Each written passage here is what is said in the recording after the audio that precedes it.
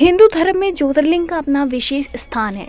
12 ज्योतिर्लिंगों में सोमनाथ ज्योतिर्लिंग सबसे पहले स्थान पर है। सोमनाथ ज्योतिर्लिंग का उल्लेख पवित्र ग्रंथों में मिलता है।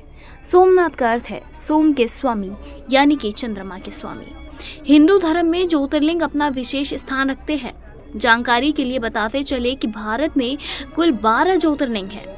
जानने योग्य बात यह है कि ये सभी ज्योतिर्लिंग भगवान शिव की अनंत ऊर्जा का स्वरूप माने जाते हैं।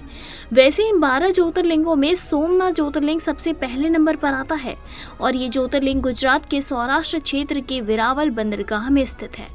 भक्तों में सोमनाथ ज्योतिर्लिंग का बहुत खास महत्व माना जाता है। गौर करने वाली बात यह है कि इस ज्योतिर्लिंग के बारे में मान्यता है कि इसका निर्माण स्वयं चंद्रदेव के द्वारा किया गया था। सोमनाथ मंदिर में भगवान शिव का पूजन विशेष विधि विधान से किया जाता है। आपको सोमनाथ का अर्थ बता दें तो सोम का नाथ का अर्थ है सोम के स्वामी, जो कि चंद्रमा के देवता हैं। ये मंदिर इस बात का भी प्रतीकात्मक रूप से दर्शाता है कि भगवान शिव समस्त सृष्टि के आधार हैं और सभी जीव जंतुओं के पालनहार हैं।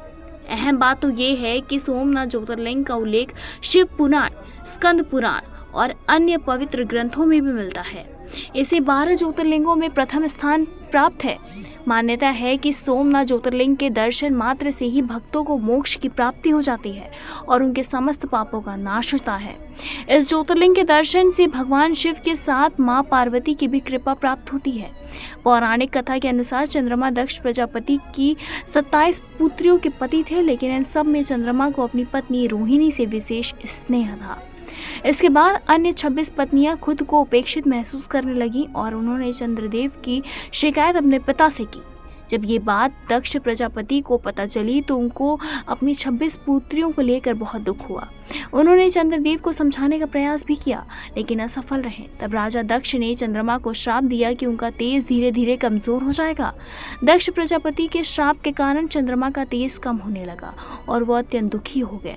इस श्राप से मुक्ति पाने के लिए चंद्रमा ने ब्रह्मदेव के कहने पर गुजरात के सौराष्ट्र क्षेत्र में प्रभास तट पर जाकर शिवलिंग की स्थापना कर उनकी पूजा की और भगवान शिव की घोर तपस्या करने लगे।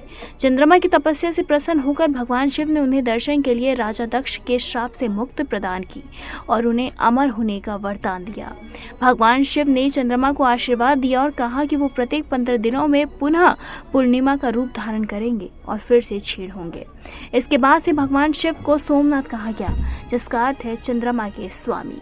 कहा जाता है कि श्राप मुक्त होकर चंद्रमा ने भगवान शिव से उनके बनाए हुए शिवलिंग में रहने की प्रार्थना की। भगवान शिव ने चंद्रमा की प्रार्थना स्वीकार की और उस शिवलिंग में विराजमान हो गए। तभी से इस शिवलिंग को सोमनाथ ज्योतिर्लिंग के रूप में पूजा जाने लगा।